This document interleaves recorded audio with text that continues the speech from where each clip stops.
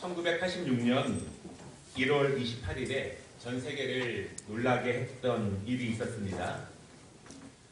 우주왕복선 챌린저호가 발사한 지 73초 만에 고체 연료 추진기의 문제가 발생해서 공중에서 폭발을 하게 됩니다. 이를 통해서 승무원 7명 전원이 사망을 했습니다.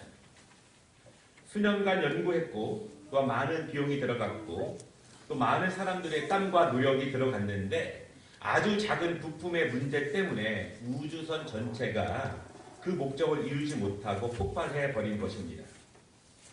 이후로도 그러한 유사한 일들이 굉장히 많이 있었습니다. 가깝게는 2015년도에 6월에 국제우주정거장에 공급할 물건을 실은 무인 우주선이 발사되자마자 폭발하게 되었습니다. 많은 비용과 또한 노력과 어려움들을 극복하는 것들이 있었지만 작은 부분의 실수 때문에 아주 큰 실패를 맞이하게 되었습니다. 이 나사의 책임 연구원이 이렇게 말합니다. 아주 작은 오차나 실수도 용납되지 않습니다. 모든 부분이 완벽해야 합니다. 모든 부분에서 단 하나의 소홀함이라도 생기면 우주선은 바로 폭발합니다. 그것이 우리의 슬픔이고 또한 그것이 우리의 성취이기도 합니다. 우리는 우리의 일상적인 삶에서 연약함을 자주 느낍니다. 완벽하고 싶지만 그렇게 되기가 매우 어렵습니다.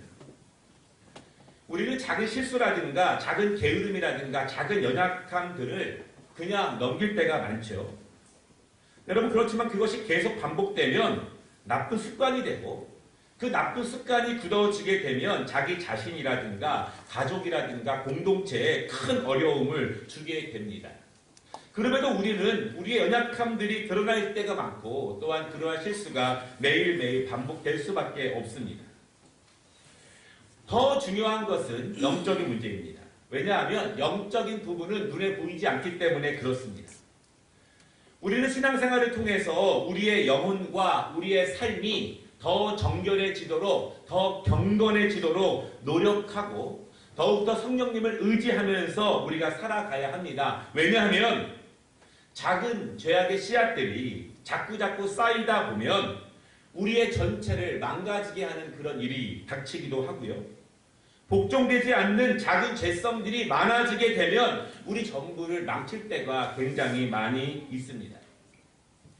여러분 현대인들에게 가장 큰 적이 무엇일까요? 그것은 암이지 않습니까? 그런데 암이라고 하는 것이 처음부터 크게 자라는 것은 아닙니다. 작은 세포 하나가 상하고 그것이 암이 되면 순식간에 주변에 있는 건강한 세포들을 죽이게 되고 암세포들이 점점 커지게 됩니다. 내 몸에 암세포가 가득 차야 우리가 죽음에 이르는 것이 아니라 그 작은 암세포가 몇 센치만 돼도 치명적인 병에 이르게 된다라고 하는 것입니다.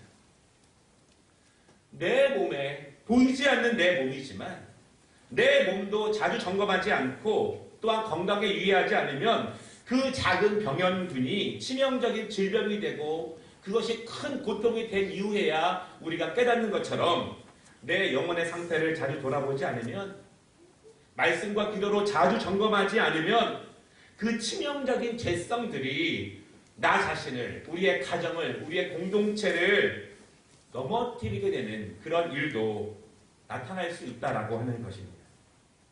오늘 말씀은요, 하나님의 자녀들에게 영적인 정결함과 삶의 정결함이 얼마나 중요한가, 그 영적인 정결함과 삶의 정결함이 우리에게 얼마나 큰 복을 주기도 하며 그것 때문에 우리에게 얼마나 큰 고통을 주기도 하는가, 그 말씀을 함께 나눠보기를 원합니다. 특별히 우리가 지난주에 말씀을 보았지만 강한 여리고성을 하나님의 전대적인 은혜로 그 여리고성을 무찌른 후에 그 다음에 이스라엘의 모습을 통해서 우리의 모습을 다시 한번 돌아보는 시간이 되었으면 좋겠습니다. 첫째로 여러분 이스라엘은 잘 따랐고 또 수고했습니다. 지금까지 이스라엘 백성들은요 자기들이 할 수 있는 최선의 힘을 다해서 하나님의 말씀을 잘 따랐습니다. 그들은 여호와의 언약궤를 바라보고 똑바로 따라가면서 요단강을 건넜습니다. 언약궤를 똑바로 따라가면서 하루에 한 번씩 여리고성을 도는 순종을 통해서 하나님의 역사적인 사건을 경험하게 되었습니다. 또 그들은 할례를 해냈습니다. 적군을 눈앞에 두고서, 전쟁을 눈앞에 들고서 자신의 생사를 알 수 없는 상황에서도 생명을 하나님께 맡기면서 순종했습니다. 잘한 거예요. 최선을 다한 것입니다. 정말 열심히 여기까지 왔습니다. 그들이 열심히 한 것은 이것뿐만이 아닙니다. 6장 18절에 보면은요, 하나님께서 여리고를 칠 때 그 성에 있는 아무것도 개인적으로 취하지 말라, 그렇게 말씀하십니다. 그리고 그 모든 것은 하나님께 예배하기 위한 도구로 먼저 하나님께 드리라, 그렇게 말씀하십니다. 6장 18절을 읽어드리겠습니다. 너희는 온전히 바치고 그 바친 것 중에서 어떤 것이든지 취하여 너희가 이스라엘 진영으로 바치는 것이 되게 하여 고통을 당하게 되지 않도록 오직 너희는 그 바친 물건에 손대지 말라. 은과 공철 기구들은 다 여호와께 구별될 것이니 그것을 여호와의 곳간에 드릴지니라. 너희가 여리고성을 칠 때 그 안에 있는 모든 것을 건드리지 마라, 하나님께 드려라, 이렇게 말씀을 하셨습니다. 여러분, 하나님이 왜 그러셨을까요? 왜 그러셨을까요? 원래 전쟁을 이기면 그 성에 있는 모든 것들을 군사들과 백성들이 나누어 가지는 것입니다. 그것 때문에 군사들이 힘을 내는 것입니다. 그런데 하나님께서는요, 여리고성에 있는 모든 것들을 절대로 개인적으로 소유하지 말라, 이렇게 엄명을 내리셨습니다. 너희가 이긴 것이지만 아무것도 손대지 말라, 그렇게 말씀하셨습니다. 왜 그러셨을까요? 여러분, 이것은 하나님의 훈련입니다. 하나님께서 이스라엘 백성들을 지금 훈련시키고 계십니다. 여러분, 이스라엘 사람들은요, 여호수아와 갈렙을 제외하고서는 모두 광야에서 태어나서 광야에서 자란 사람들입니다. 지금으로 말하면 저 완전히 사막에서 유목민의 자녀로 자라서 평생 사막에서만 살던 사람들이 가나안 땅에 들어온 것입니다. 여리고성을 이겼습니다. 사막에서만 살던 사람들이 멋지고 세련되고 아름답고 휘황찬란한 그러한 도시 같은 그 지역에 온 것입니다. 여차하면 그들의 마음이 여리고성과 가나안 땅에 있는 아름다운 것들과 귀한 것, 고귀한 것들, 처음 본 것들에게 마음이 뺏길 수 있는 그런 것들이 굉장히 많이 있었습니다. 여러분, 그러다 보면 갖고 싶습니다. 그러다 보면 소유하고 싶습니다. 우리가 자꾸 보게 되면은 갖고 싶은 것이 우리의 마음입니다. 그런데 하나님께서는 그 여리고성에 있는 것들을 손도 못 대게 하시는 거예요. 하나님의 훈련입니다. 어떤 훈련일까요? 처음 것은 하나님의 것이라는 훈련입니다. 여러분, 가나안 땅에 들어왔습니다. 이제 광야에서 먹던 만나와 메추라기도 끝났습니다. 그럼 이스라엘 백성들이 무엇을 먹고 살아야 할까요? 만나와 메추라기가 없습니다. 당장 내일부터 무엇을 먹고 살아야 할까요? 내일 먹을 것이 없지만 두려워하지 말라. 지금까지 인도하신 하나님께서 너희를 인도하실 것이고 먹일 것이고 그것을 믿어라. 하나님은 이것을 이스라엘 백성들에게 훈련시키고 계시는 것입니다. 내일 먹을 것이 없지만 지금 하나님의 것을 구별하여라. 하나님은 이것을 이스라엘 백성들에게 훈련시키십니다. 여러분, 훈련은요, 처음부터 정확하고 바르게 시켜야 합니다. 나중에 하려면 되지도 않고 정말 어렵습니다. 어렵지만 처음부터 안 되는 것은 안 된다고 가르쳐야 합니다. 힘들지만 처음부터 중요한 것을 중요하게 여길 수 있도록 가르쳐야 합니다. 그렇게 분명히 가르치고 그렇게 분명히 배워야, 그렇게 살아야 하나님의 자녀로 올바르게 살 수 있습니다. 오냐오냐 해주고 사정을 봐주다 보면 안 됩니다. 신앙교육은 더더욱 그렇습니다. 신앙교육은 처음부터 제대로 시켜야 합니다. 여러분, 그래야 하나님이 복 주시고 하나님이 그 인생을 주관해 주심을 믿으시기 바랍니다. 처음 것은 하나님의 것이다. 처음 것은 하나님의 전에서 하나님을 위해서 예배하는 도구로 사용할 것이다. 그렇게 말씀하셨습니다. 이것은 훈련이에요. 그것은 믿음입니다. 먼저 하나님의 것을 구별하고 하나님이 우리의 인생을 주관해 주실 것을 믿는 믿음 안에서만 그것이 가능합니다. 이스라엘 사람들이 이렇게 고백했을 것 같습니다. 하나님, 저도 저 여리고성에 있는 맛있는 음식이 먹고 싶습니다. 하나님, 저도 물질이 필요합니다. 하나님, 저도 여리고에 있는 은과 금이 필요합니다. 제 삶에도 그러한 것들이 절실히 필요합니다. 그럼에도 불구하고 하나님의 말씀에 순종합니다. 왜냐하면 처음 것은 하나님의 것이기 때문입니다. 하나님의 것은 구별하여서 먼저 하나님께 드려야 하기 때문입니다.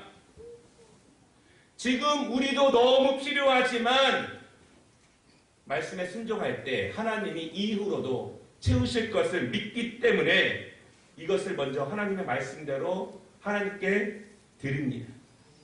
여러분, 이스라엘 백성들은 이렇게 하나님의 말씀을 순종했습니다.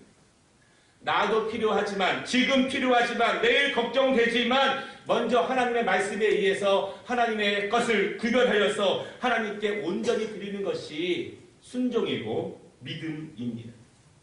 이 믿음은 하나님께서 채우실 것이라고 하는 분명한 믿음이 있을 때 가능합니다.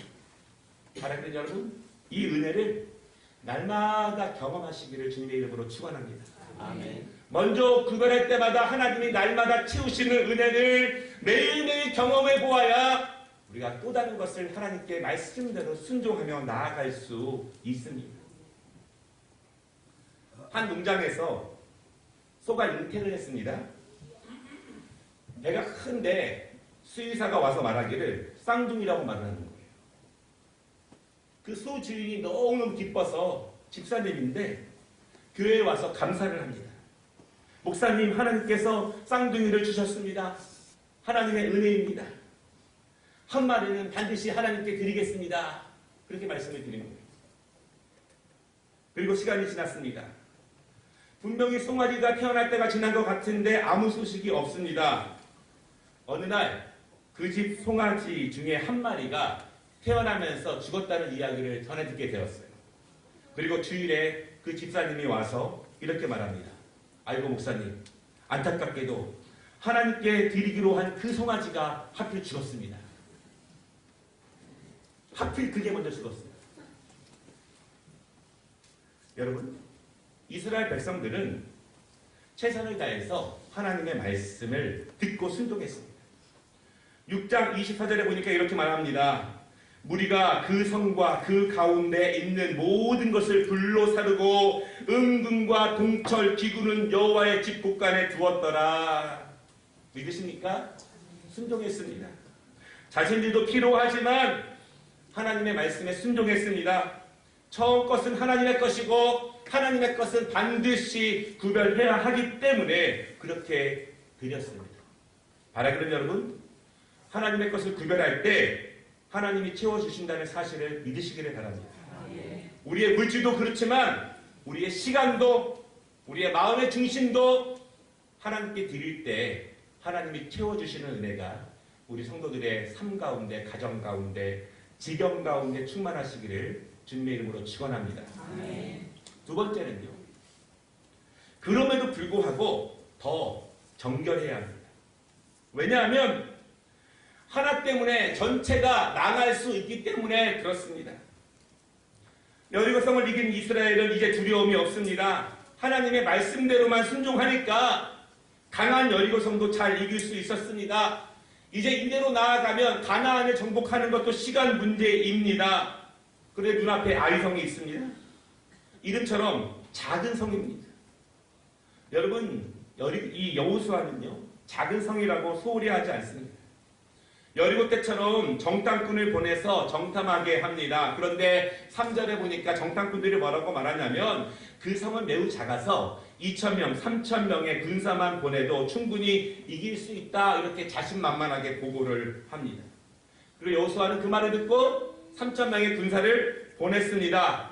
그런데 5절 말씀을 보니까요, 아이성과의 전투가 벌어진 지 얼마 되지도 않았는데 이 아이성의 공격이 얼마나 매서운지 앞에 있는 이스라엘 사람들 30몇 명이 죽게 되고 그들의 공격이 너무 매서워서 이스라엘 백성들이 허겁지겁 놀라서 도망쳐 내려왔다. 그렇게 이야기하고 있습니다. 그리고 그 충격이 얼마나 큰지 5절 말씀해 보니까 이스라엘 백성들의 마음이 녹아 물같이 되었다. 그렇게 말합니다. 여러분, 마음이 녹았다. 어디서 많이 들어본 표현 아니십니까? 5장 1절에 보면은요. 하나님의 전능하신 능력으로 요단강이 갈라졌습니다. 그때 이스라엘 백성들이 요단강을 건너서 가나안에 오게 됩니다. 가나안 사람들이 놀랍니다. 왜냐하면 그 요단강이 갈라지고 저 이스라엘 백성들이 그 사이로 왔기 때문입니다. 그리고 가나안 사람들이 너무 두려워서 마음이 녹았더라. 그렇게 말씀합니다. 언제는 하나님의 사람들 때문에 세상 사람들의 마음이 녹았는데 지금은 세상 사람들 때문에 하나님의 사람들의 마음이 녹게 되었습니다. 왜 그런 일이 생겼을까요? 강한 여리고성은 쉽게 물리쳤는데 작은 아이성에는 패배했습니다. 그 이유가 무엇일까요? 여러분, 두 가지 이유가 있는데요. 굉장히 중요하지만 굉장히 간단합니다. 첫 번째는 기도하지 않았습니다. 하나님께 물어보지 않았다는 것입니다. 여러분, 이스라엘 백성들이 여리고성과 싸울 때 이스라엘 백성들이 어떤 방법으로 싸웠습니까? 누가 그들에게 그렇게 하루에 한 바퀴씩 돌라고 말씀을 주셨습니까? 하나님이 주셨죠. 지금은 누가 아이성과 싸우라고 했습니까? 어떤 방법으로 올라가라고 말씀하셨습니까? 하나님 말씀을 주시지 않았습니다. 왜냐하면 묻지 않았으니까 하나님께서 말씀을 주시지 않는다는 것입니다.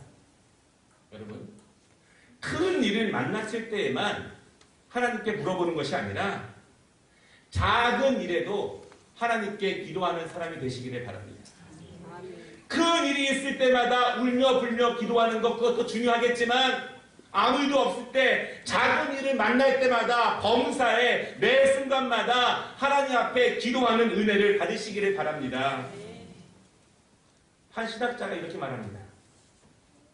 개집이라도 지어본 사람이 작은 집을 지을 수 있다. 작은 집을 많이 지어봐야 큰 집을 지을 수 있다.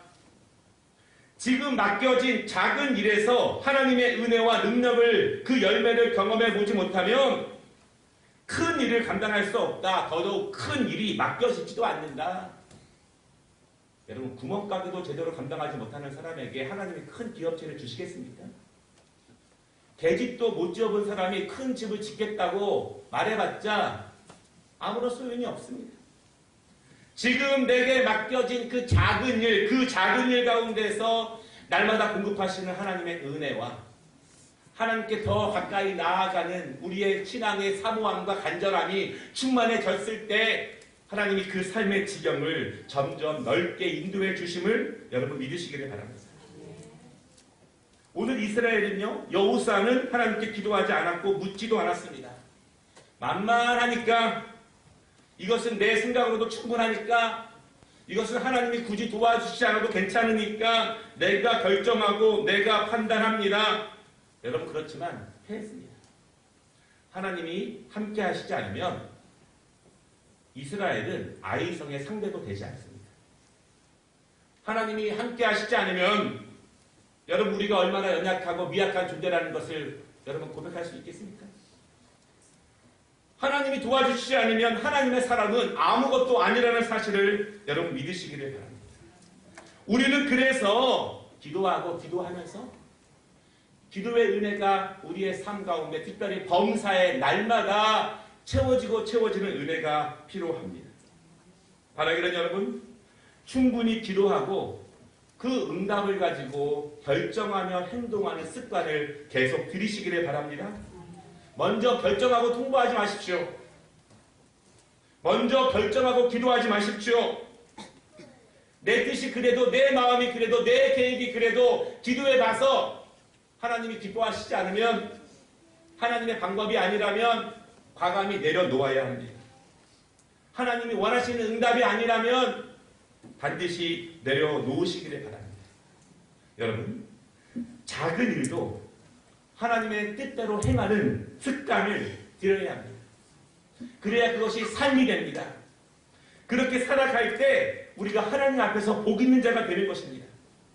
하나님의 복은 갑자기 내려오는 것이 아니라 작은 일부터 하나님을 기쁘시게 하는 삶이 습관이 되고 그것이 우리에게 굳어질 때 하나님께서 우리의 길 가운데 함께 하심을 믿으시기 바랍니다. 왜 이스라엘 백성들이 실패했습니까? 왜 아이성에게 패배했습니까?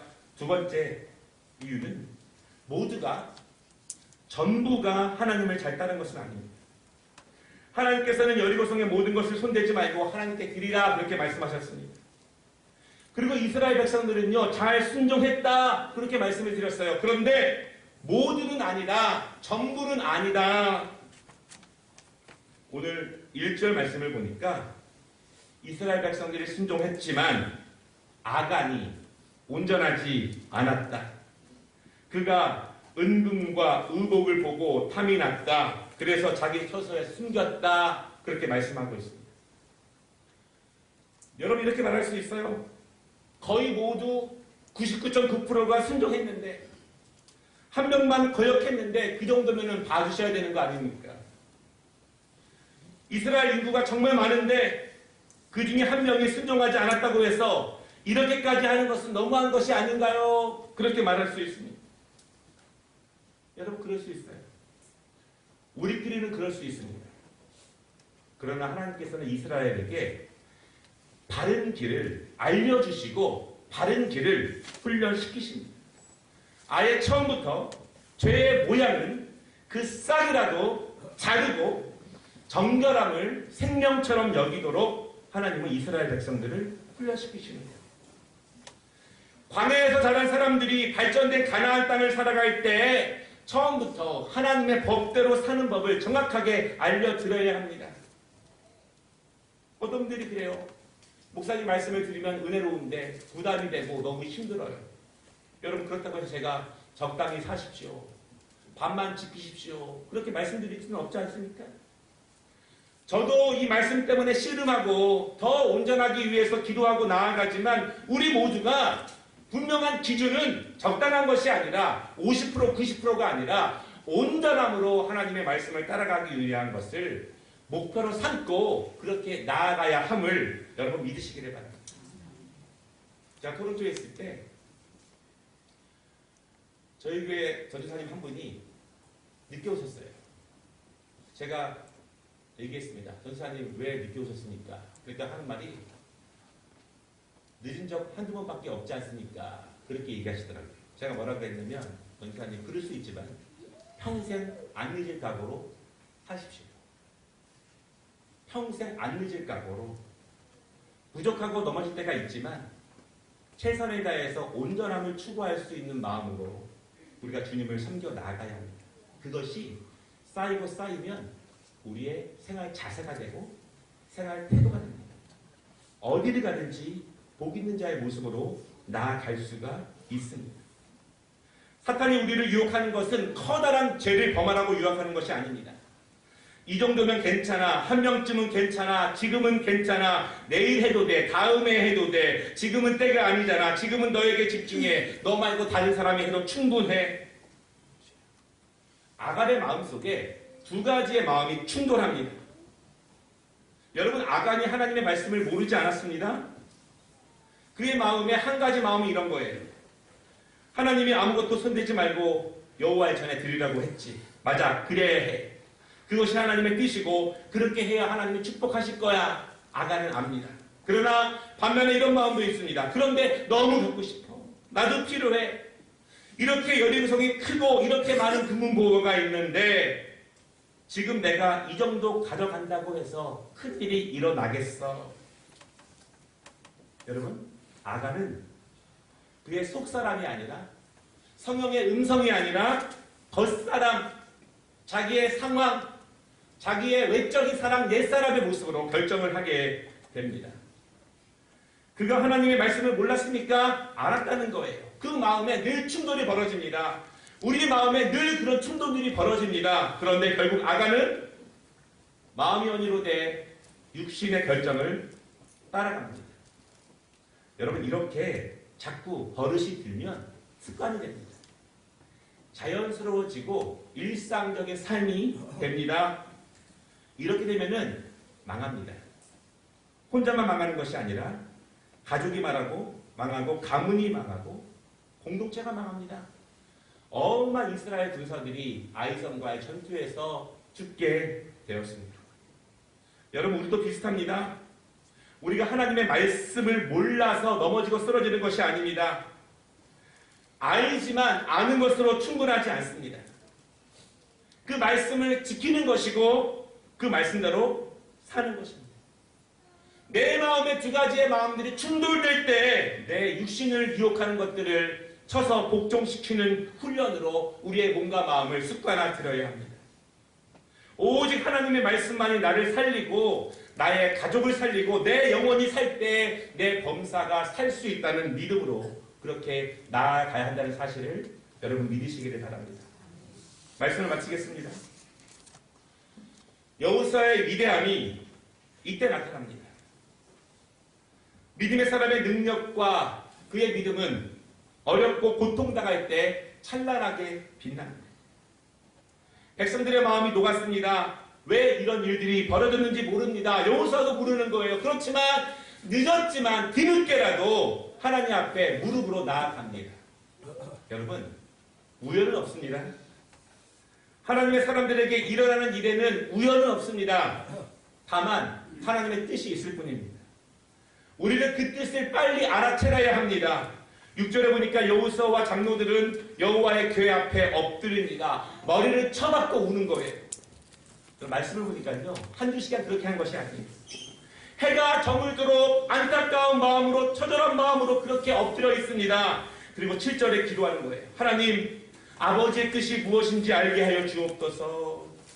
아버지의 뜻이 우리를 여기서 이렇게 죽게 하시는 것입니까? 아버지의 뜻을 모르겠습니다. 왜 이런 일이 일어나는지 알려주시옵소서. 10절 그때 하나님께서 말씀하십니다. 여호수아야 일어나라. 이스라엘의 모두가 하나님 앞에 온전히 순종한 것이 아니다. 아간의 범죄함 때문에 하나님께서 아이성을 들어서 이스라엘을 부끄럽게 하신 것이라고 말씀하고 있습니다. 그리고 하나님이 말씀하십니다. 죄의 모든 뿌리를 잘라라. 더 이상 이스라엘에서 그런 죄악의 씨가 자라지 않도록 완전히 진멸하라. 그렇게 명령하십니다.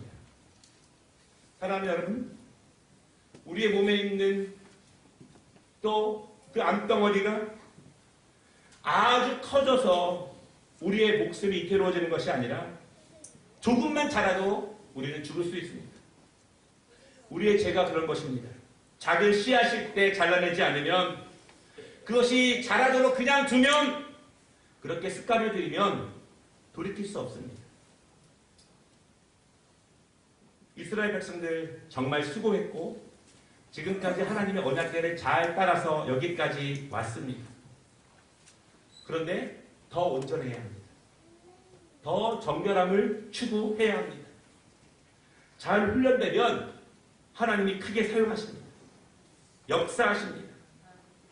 잘 훈련되면 하나님 그 가정을 사용하시고 우리 교회가 잘 훈련되면 하나님이 우리 교회를 사용하실 줄을 믿으시기를 바랍니다. 연약한 모습이지만 날마다 성령님 더욱 의지해서 지금도 잘 왔지만 더욱더 온전함과 정결함으로 나아가는 우리 모든 개인, 우리 모든 성도들, 우리 교회가 되시기를 주님의 이름으로 축원합니다. 기도하겠습니다.